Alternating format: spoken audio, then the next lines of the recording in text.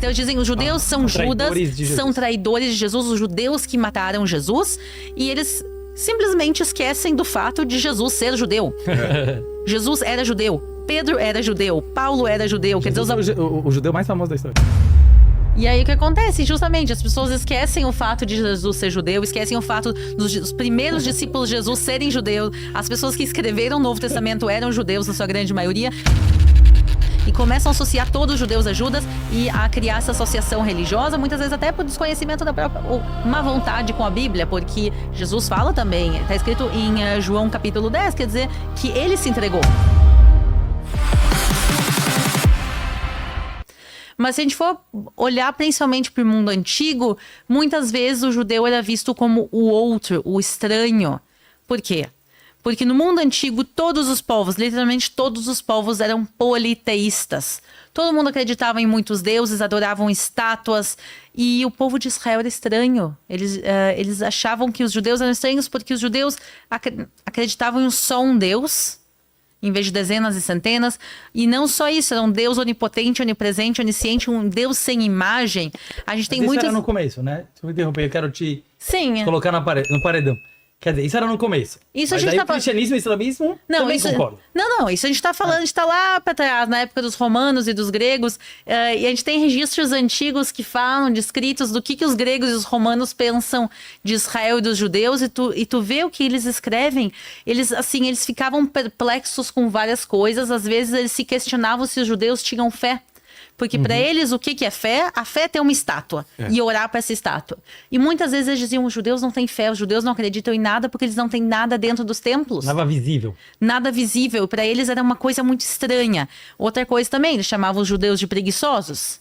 Por quê? Não trabalhava no sábado. Porque não trabalhava no sábado. No mundo greco-romano se trabalhava 7 dias por semana. E os judeus eram o único povo que parava uma vez por semana para trabalhar. Então para eles era estranho. E também... Conta, para montar como mudou o motivo até de um oposto para o outro, não é? E aí o tempo depois, foi avançando. Sei lá, porque se achava o povo escolhido, porque... É o seguinte, tem a justificativa vai mudar. O motivo é o ódio aos judeus. A pessoa odeia os judeus e a pessoa vai buscar um motivo para tentar justificar isso.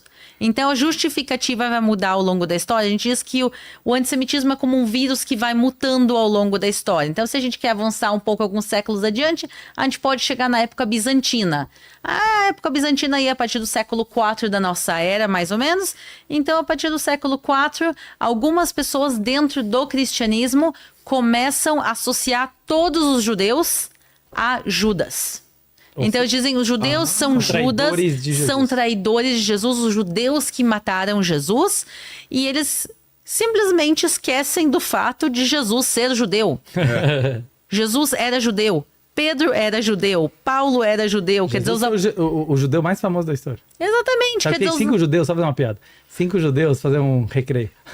5 judeus mais famosos da história. Vê lá, essas tem que saber. Tá. Que mudaram a história. Piada séria. Fala, Tuti, o que é que você tá balançando na cabeça aí?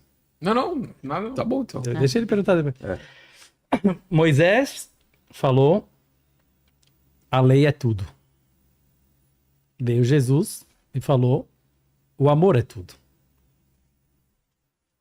Veio Marx e falou, o Estado é tudo. Veio Freud e falou, sexo é tudo. Veio Albert Einstein e falou, tudo é relativo. História da humanidade. Tudo é relativo. Todos foram judeus. Até Jesus. Sim. Exato. E aí o que acontece? Justamente, as pessoas esquecem o fato de Jesus ser judeu, esquecem o fato dos primeiros discípulos de Jesus serem judeus, as pessoas que escreveram o Novo Testamento eram judeus, na sua grande maioria. Quer dizer, eles esquecem tudo isso e dizem, não. Que mataram Jesus. Não, os judeus não, vamos esquecer de todos. Esses aqui não eram judeus. O único judeu era Judas. E começam a associar todos os judeus a Judas e a criar essa associação religiosa, muitas vezes até por desconhecimento da própria, ou má vontade com a Bíblia, porque Jesus fala também, está escrito em João capítulo 10, quer dizer que ele se entregou. Se ele se entregou, ele deu a vida dele, quer dizer, ninguém matou ele diretamente. É meio contraditório. Então, mas eles acabam assim, não, Pôncio Pilatos não fez nada, vamos esquecer o fato que Jesus queria se entregar, que ele aceita tudo isso, vamos colocar a culpa de todos Mas os o que você acha, Aline? Eu tô falando assim, a gente não programou nada. É até legal, 2 judeus discutindo. Você tá falando como um fato inexplicável, certo? Igual o racismo. Talvez porque parte você das acha? pessoas já não gostavam de judeus. Por quê? Eu tenho uma opinião, mas eu quero ouvir a tua. Não, a gente vai olhar muitas dessas pessoas que tinham esses conceitos, eles cresceram dentro do mundo greco-romano, que era um grupo que já não gostava de judeus originalmente. Então, esse mesma falta de amor aos judeus, esse ódio aos judeus que eles já tinham internalizado, eles agora não podem mais usar a justificativa do politeísmo, porque eles deixam de ser politeístas. Mas eles vão agora pegar isso e realmente usar na fé deles. Então, o fato é que o motivo eles odiavam aquelas pessoas por serem judeus e eles estavam buscando uma nova justificativa. Sabe, eu vou falar um pensamento, né? Que assim, que é uma questão. Porque você pega, por exemplo, o racismo, né? Que é totalmente inexplicável, né? E é um preconceito, como todo preconceito. Mas, tipo assim, o cara não gosta de negro. Mas ele tem o objeto do preconceito, né? Tô dando uma filosofada mais simples, assim. Uma brisada simples. Ele tem o objeto do preconceito, que o objeto do preconceito é o negro. O judeu não chega nem a ser um objeto. Por quê? Porque como você tem judeus negros e brancos, e religiosos e não religiosos, e direita e esquerda, e que acreditam em um deus e que talvez acreditam em vários deuses. Então, é quase que é difícil, certo, de definir, por exemplo, só para pegar um exemplo moderno, 7 de outubro, foi o maior massacre do povo judeu desde o Holocausto. Quem foram os judeus mortos lá, Vilela, que você visitou? Quem foram os judeus mortos? Judeus, muitos deles defensores da paz e do diálogo com o povo palestino, né? Progressistas mais de esquerda, que estavam, né, numa rave, ou seja, num dia sagrado para o povo judeu, ou seja, não eram judeus religiosos, e eles morreram por serem judeus. Então, onde eu quero chegar, só vou falar assim, quer dizer, na minha humilde opinião, porque eu sei que é uma questão histórica milenar. Sabe o que odeiam? Eu tenho uma explicação do antissemitismo, porque muita gente me pergunta e não aceitam essa explicação, tipo, não tem resposta.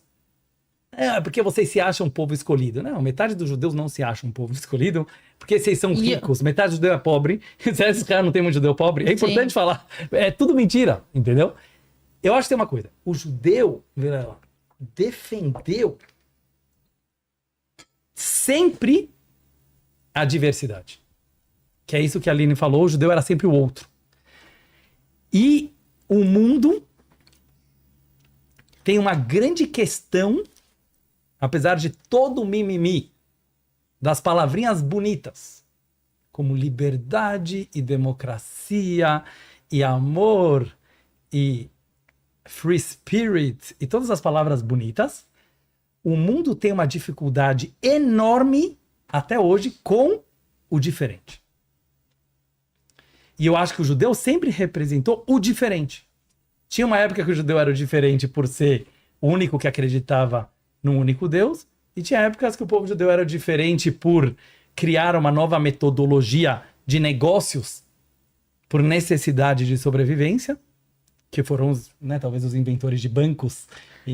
Então, eu quero chegar nessa questão também de bancos e tudo isso, porque é uma das coisas que a gente mais ouve falar hoje em dia. Vamos avançar na história. Fala para desmistificar, né? Um pouco. Então, assim, vamos avançar na história. Quer dizer, a gente vê que muita gente usa depois justificativas religiosas para ter ódio aos judeus, mas o negócio começa a ficar feio mesmo na Idade Média. Na Idade Média, o antissemitismo que existia, ele extrapola de uma maneira que é realmente difícil de a gente acreditar.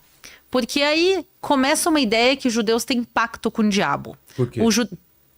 Então, o que acontece é que é muito difícil a gente saber o porquê. O porquê, outra vez, é o ódio aos judeus. Mas eu acho que as pessoas precisavam sempre... Eu acho que a humanidade sempre precisou ter um bode expiatório. Entendi. E os judeus sempre foram um ótimo bode expiatório. Porque os judeus eram os diferentes, eram os estranhos. Os judeus comem diferente, os judeus rezam diferentes, os judeus têm um idioma diferente. Então, assim, acabavam jogando tudo nos judeus. Então, começa a ter essa ideia do pacto com o diabo.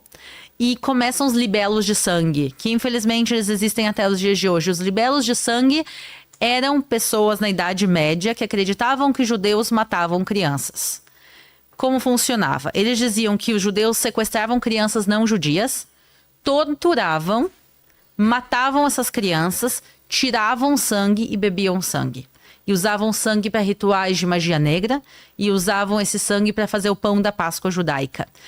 Obviamente, eu não preciso dizer para quem está assistindo, isso não tem base nenhuma na realidade. Nunca aconteceu, nenhum caso. A gente falou tantas vezes aqui nessa live já que o valor mais alto do judaísmo é a vida. Obviamente, o judaísmo é contra matar qualquer pessoa, muito menos crianças. E não só isso, quer dizer, mesmo se a gente for falar só do consumo de sangue, o consumo de sangue no judaísmo é proibido. A gente não pode nem comer, nem beber sangue animal. Por exemplo, em várias culturas do mundo se faz salsicha de sangue, tem coisa... O judaísmo proíbe isso. Então, isso não tem base nenhuma na realidade, mas esses libelos de sangue foram criados e as pessoas realmente acreditavam nisso. E imagina, então, um pequeno vilarejo na Europa que desaparecia uma criança cristã ou uma criança não judia, desaparecia, o que eles iam fazer? Eles entravam no vilarejo judaico mais próximo, matavam, estupravam, faziam tudo o que eles faziam, buscavam a criança e não achavam. Iam pro próximo, iam pro próximo, iam pro próximo. Isso começou a gerar ondas de matanças. Se o ódio em alguns períodos históricos era tipo assim, eu não gosto de ti, eu não quero ter relações contigo, agora começa realmente ondas e ondas de massacre. E essa questão vai crescendo, crescendo, crescendo, crescendo. E aí culmina também com políticas públicas. Os judeus, a partir então da Idade Média, vão ser proibidos de ter terras, de trabalhar em agricultura, de participar do exército, de ir a universidades. São proibidos de participar da maior parte dos sindicatos de trabalhadores, então eles não podiam ter a maior parte das profissões liberais. E uma das poucas coisas que eram permitidos aos judeus fazerem, qual era? Dinheiro. Bancos. Quer dizer, não bancos como a gente conhece hoje em dia, mas assim, empréstimo com juros. Os judeus eram os recolhedores de impostos. Os judeus trabalhavam com joias e diamantes. E não era por uma vontade que os judeus querem dinheiro, sim, porque era literalmente isso ou morrer de fome. E os judeus foram obrigados a trabalhar nessas profissões e depois começaram a ser acusados de gostar de dinheiro. Eu acho que isso é uma coisa que existe até os dias de hoje. Quer dizer, quem aqui no Brasil nunca ouviu, todos os judeus são ricos, os judeus são os donos dos bancos? Sim, a Europa obrigou o povo judeu, por séculos, a não trabalhar em outras profissões. E aí acabou que profissões até os dias de hoje, a profissão passa de pai para filho, pai para filho. Se o teu pai trabalhava com dinheiro porque era obrigado, acabou passando de geração em geração. E obviamente não é a maioria dos judeus, longe disso, mas sim há judeus que trabalham em banco, mas não por uma vontade própria, mas porque acabou... Quem dera que todo judeu fosse rico. Quem dera que eles tivessem razão, mas não é a maioria, como a maioria da humanidade, né, em Israel. Você que mora em Israel. Sim, não, são em poucas judeus... cidades que são ricas. Não, a maior parte da população em Israel é classe média. Graças a Deus a gente não tem uma miséria em Israel quase, mas assim, ricos. A riqueza que eu vejo aqui em São Paulo... que infelizmente é uma parte pequena da população, mas a riqueza aqui de a gente ver a galera andando de helicóptero, isso não existe em Israel, essa riqueza extrema. Existem, obviamente, pessoas ricas em Israel, mas se a gente for olhar a maior parte de Israel, hoje em dia é uma classe média. É uma classe trabalhadora que trabalha em tudo também, porque hoje em dia os judeus em Israel podem trabalhar em qualquer profissão que queiram. Mas o que acabou acontecendo era muito conveniente também deixar os judeus trabalharem com bancos. Por quê? Por quê? Porque, vamos dizer agora, a coroa inglesa, a coroa portuguesa, tinha ali os judeus e os judeus trabalhavam com bancos. Se o rei e a rainha se endividavam demais, o que eles faziam? Mandavam matar os judeus e terminava a dívida. Ou expulsavam os judeus. Então também era culpa deles. Quer dizer, a gente vê Tem esse livro, mesmo... Aline, que eu li, que chama... O Mundo, o Dinheiro e os Judeus. Ah, é? É muito interessante. Ele tem uma teoria, mas assim, ele traz fatos históricos. Qual é a relação sempre, né, entre os judeus e o dinheiro? E por que os judeus são tão associados a piadas, né, com pão duro ou com coisas de dinheiro? E ele mostra, né, um livro não religioso, mas ele mostra, assim, historicamente, como durante toda a história, o judeu, como a Aline falou, ele era excluído, né, da possibilidade de se relacionar financeiramente com o povo no qual ele pertencia. Estava inserido lá. Eu tô rindo porque assim, até hoje eles falam assim, vocês são um povo muito fechado, você tá entendendo? Pela primeira vez na história, talvez nós somos um povo fechado, mas por 3.000 anos, quem colocava a gente em guetos eram vocês. Ou seja, quem não podia se casar com um judeu era o cristão, era o muçulmano, Eram ou seja, as leis do país. Era a lei do país. Então o judeu foi se acostumando, né, a sobreviver em comunidade. Não porque isso é um princípio judaico, ao contrário, o judeu, ele tem como obrigação ser uma luz para as nações, é isso que eu acredito, eu acho que a Aline também, que é mostrar como a origem da humanidade, o berço da humanidade, é a religião abraâmica. Eu queria falar um pouco, se a Aline me permitir, a gente vai se mesclando um pouco Depois de eu vou história. continuar falando. Tu Sim. fala as coisas boas, eu falo das desgraças. Não, mas é legal tá a gente bom. misturar, que é o corpo e a alma, certo? Que a gente falou que é o Lechaim, certo? Que é as vidas. Que a Kabbalah nos explica uma coisa que também tem, né, fatos históricos. Eu queria explicar um pouco, porque eu sempre gosto de trazer para os dias atuais, né? O que importa para o nosso público que está nos ouvindo, né? Essa história toda e o monoteísmo. Então, a questão do monoteísmo de Abraão, que é acreditar em apenas um Deus, não é uma questão apenas quantitativa. Se eu acredito em muitos deuses ou em apenas um Deus. Porque isso não muda nada, tá bom? Eu quero acreditar em muitos deuses, eu quero acreditar em um Deus. É uma questão qualitativa. Olha que interessante, Virá. É uma questão se você assume responsabilidade pela vida ou não. Se eu tenho muitos deuses, é porque muita gente não entende por que o judeu tem tanto problema com a idolatria. Se eu acredito em muitos deuses, em outras palavras, com a psicologia moderna dá para entender bem, eu acredito que sempre o culpado é alguém. Eu sempre boto a culpa em alguém.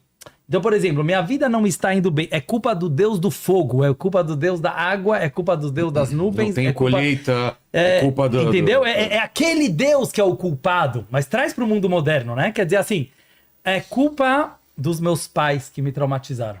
É culpa do governo, é culpa dos rabinos, é culpa dos padres, é culpa da religião. É sempre a culpa é externa.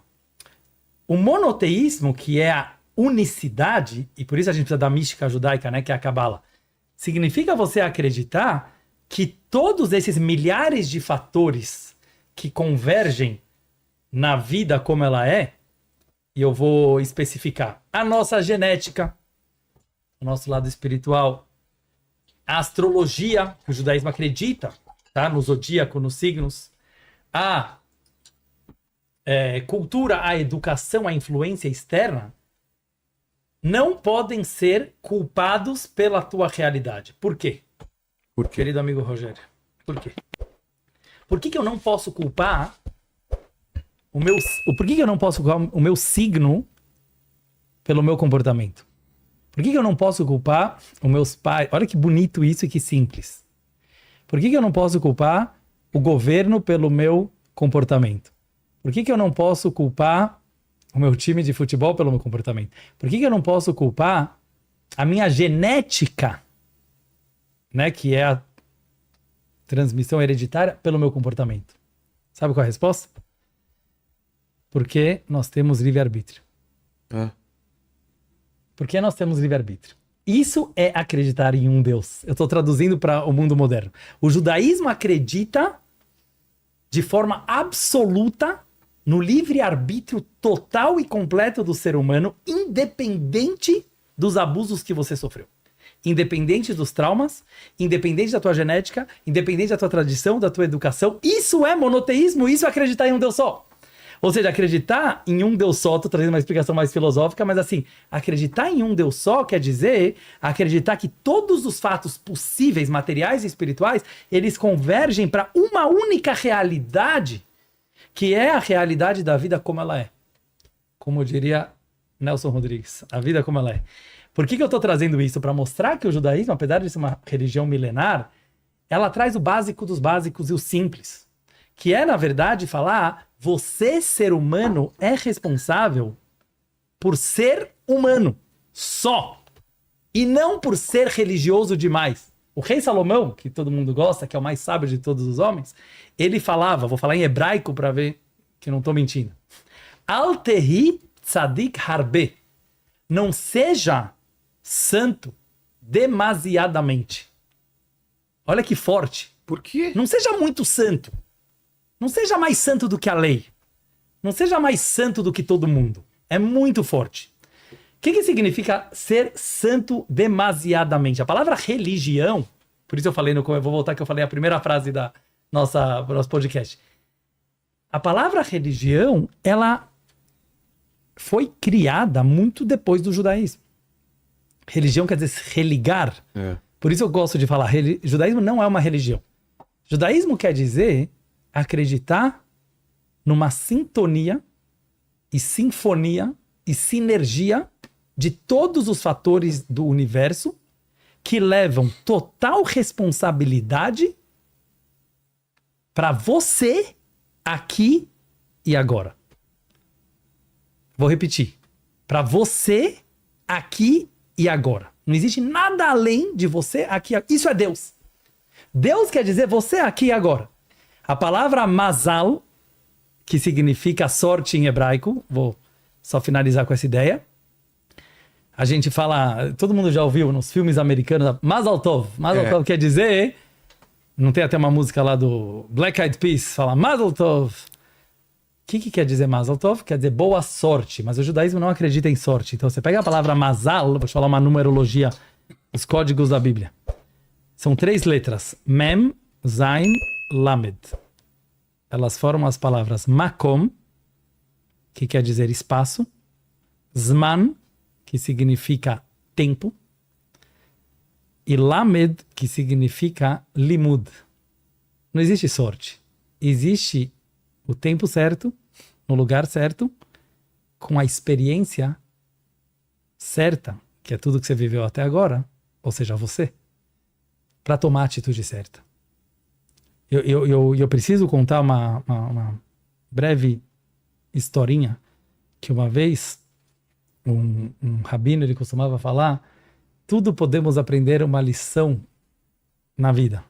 Aí um aluno mais espertinho chegou pro rabino e falou, rabino, o que você pode aprender do ateu? Né, para as pessoas aí que odeiam os ateus. Ele falou, o que você pode aprender do ateu? Nada. O rabino falou, a maior lição de todas.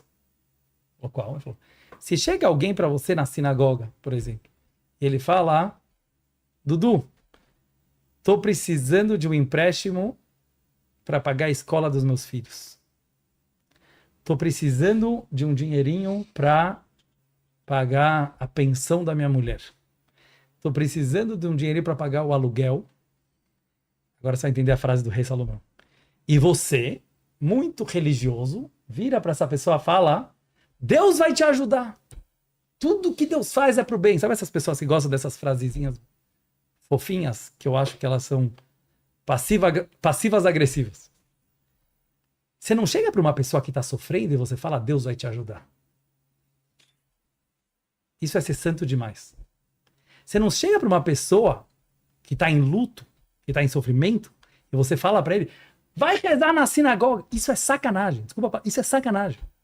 Se você é um rabino de verdade, se você é um judeu de verdade, se você é um ser humano de verdade, você põe a mão no bolso e você é humano. Deus gosta de humanos que são humanos e não de humanos que são divinos. Abraão, quando Deus queria destruir Sodoma e Gomorra, até hoje tem a palavra sodomismo. Não vou nem explicar aqui o que eles faziam lá. Os piores atos da terra. Uma das primeiras histórias da Bíblia. Abraão, primeiro judeu, defendeu Sodoma e Gomorra. Você sabe disso? Sim. Defendeu. Hoje em dia eu vejo... Desculpa falar, eu falo, sou mais rabino mais moderno. Eu vejo um monte de puxa-saco de Deus. Um monte de advogados de Deus. Pessoas que acham que o papel deles na terra, certo? É chegar para a família, ficar enchendo o saco dos filhos, enchendo o saco dos familiares, certo? Na mesa de Natal, ou na mesa do Shabat, e ficar falando o tempo inteiro, tá te acontecendo isso na vida porque você não tá se comportando bem. Eu me pergunto, de onde eles aprenderam isso?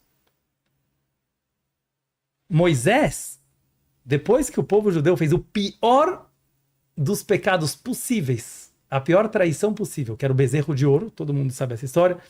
É muito louco, né? Porque Deus deu os 10 mandamentos, 40 dias depois o povo judeu fez um bezerro de ouro e falou, esse é o nosso Deus. Moisés chegou, quebrou as tábuas da lei, e Deus fala para Moisés, eu vou aniquilar esse povo, eles me traíram na festa do casamento. Imagina uma noiva que trai o noivo com o melhor amigo na festa do casamento. Foi isso. Eu vou aniquilar esse povo. Aí Moisés fala, não, Deus. Ele ficou 40 dias e 40 noites a mais na montanha para convencer a Deus a não aniquilar o povo judeu. E Deus falou, não, eu vou aniquilar o povo judeu e eu vou construir uma nova nação a partir de ti. Tudo isso aqui é Bíblia pura, sem comentarista. Aí Moisés vira com uma das frases mais célebres da história, na minha opinião. Ele fala, Meheini na misifrecha asher katavta. Deus, por favor, me apaga do livro que você escreveu. Poxa. Que religioso você vê hoje que vai na igreja, no templo, na sinagoga, certo? Ele vira para Deus com essa chutzpah, a gente fala em hebraico, com essa ousadia e fala, Deus, relaxa. Você quer apagar o povo judeu? Me apaga junto. É igual a Abravanel falou para o rei da Espanha e do Portugal. Nessa hora, Deus deu um sorriso.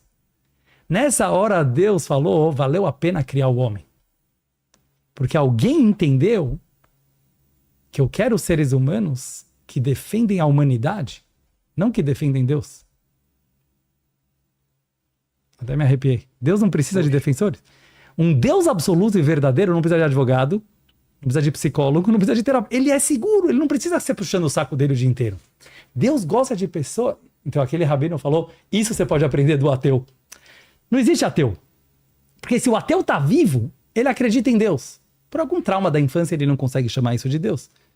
Ele chama da força do universo, força do acaso. Deixa ele chamar de outro nome. Mas o ateu, pelo menos, já que ele não acredita em Deus, ele assume as responsabilidades das suas ações. E ele falou, todo ser humano, todo religioso, todo santo, deveria puxar a responsabilidade. Então, isso é monoteísmo. Isso é acreditar em um Deus único. E isso incomoda muita gente. Isso incomoda muita gente. Porque você não poder culpar ninguém pela tua história. Você não poder ser vítima. O povo judeu nunca foi vítima nem do Holocausto. Nós somos sobreviventes. José do Egito sofreu bullying dos irmãos, foi vendido, ficou 12 anos na prisão injustamente por não ter pecado com a esposa do patrão. E ele se torna o primeiro ministro do Egito. Por quê? Vocês gostam de judeus com sucesso. É o único caso que a Torá fala, esse era um judeu de sucesso. Hashem Atzliach Be'ado. Por quê? A Torá não fala isso quando ele foi primeiro-ministro. Fala quando ele era escravo. Porque ele entendeu que ele não era vítima. Que ele era sobrevivente. Nós todos somos sobreviventes. E essa é a mentalidade judaica. Eu quero finalizar com isso assim, com dor no coração, mas ao mesmo tempo com alegria. O Zohar, que é o livro mestre da Kabbalah, ele fala assim, em aramaico, né, que era o linguajar do Iraque e da Babilônia, que era o Iraque, né? Babilônia, que era o Talmud, foi feito lá. Traduzindo, um choro está fincado de um lado do meu coração e uma grande alegria está fincada do outro lado do meu coração. Quero finalizar com isso, para a Aline poder falar também. E a verdadeira alegria não é a fuga da tristeza. E a verdadeira tristeza, que é boa, ela não é uma negação da alegria. Elas convivem simultaneamente. Então o Zohar fala isso e eu queria falar nesse momento também que o povo de Israel, com toda a dor e toda a dificuldade e todo o luto que estamos passando, né? Eu estava conversando com a Aline antes de começar aqui o podcast, não tem praticamente um judeu de Israel que não está traumatizado, que não tem um parente que faleceu no 7 de outubro, ou soldado, ou que está lá na guerra contra, obviamente, o seu desejo. Mas o judeu, ele é uma pessoa como os sábios da Babilônia, como o rei Salomão, que ele falou, eu nunca serei vítima. Vilala, olha a grandeza disso, e é por isso que eu quero falar para os queridos alunos de Harvard e da USP e defensores da liberdade na Avenida Paulista.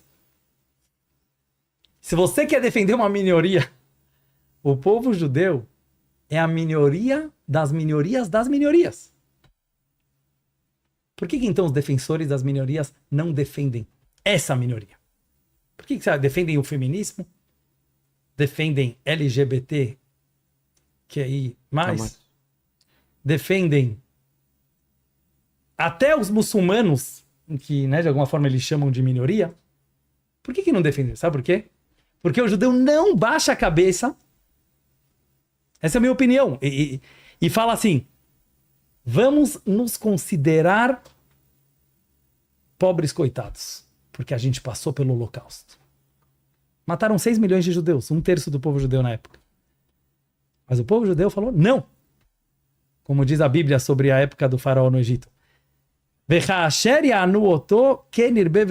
Quanto mais nos espremem, mais a gente cresce. E a nossa incapacidade de nos vitimizar e a nossa capacidade de sobreviver, eu acho que é o grande símbolo do povo judeu, e por isso não nos consideram minoria. Porque a gente passa por um holocausto, e 3 anos depois constrói o Estado que mais concedeu prêmios Nobel e tecnologia, e ciência, e vacina, e saúde, e economia para a humanidade. Então, eu só queria aconselhar você que gostaria de, porque deve ter todo tipo de público, de odiar o povo judeu e de boicotar o povo judeu, certo? Desliga o seu iPhone agora, desliga o seu Android agora, desliga a tua internet agora. Waze. Porque não adianta você ser hipócrita e falsinho, certo? Você não pode ser socialista de iPhone. Então, se você realmente tem esse ódio, boicota direito. Não é só o Waze. Vacinas e um monte de curas. Mas isso eu falei do coração, porque eu acho que o que nós estamos vivendo hoje é um espelho do que a gente viveu a história inteira. E graças a Deus, terminar com uma coisa boa. Temos amigos do povo judeu. E a maioria do povo brasileiro, a Aline leva para Israel, né, nas suas viagens, são evangélicos e são católicos e são de outras religiões que são amigos de Israel e que não entram nessa mentira, né, de grande parte da mídia, que é culpar o judeu por não baixar a cabeça, não se vitimizar e não falar, realmente sofremos bastante, vamos ficar no nosso canto. Não é do nosso perfil. A gente fala o contrário. Sofremos, temos traumas, quase nos dizimaram, e por isso é nossa missão dos sobreviventes viver por todos aqueles que não estão mais aqui, para exercer a sua vida. Então a gente vive 1000 vezes mais por cada judeu que morreu pelo simples fato de ser judeu. Se inscreva no canal Refúgio Cortes e já deixa o like. Isso ajuda demais o canal a crescer e motiva a gente a trazer cada vez mais cortes de podcast para vocês.